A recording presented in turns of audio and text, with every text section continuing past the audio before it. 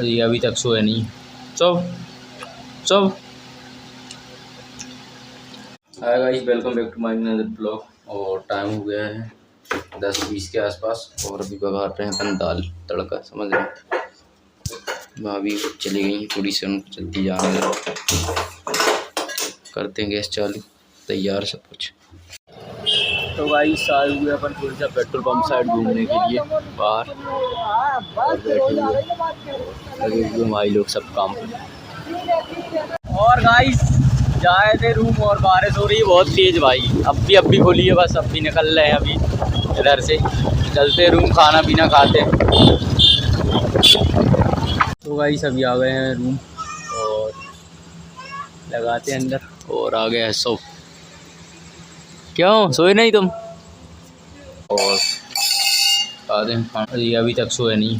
चुप चुप। तो बाबा गुड नाइट, टेक केयर।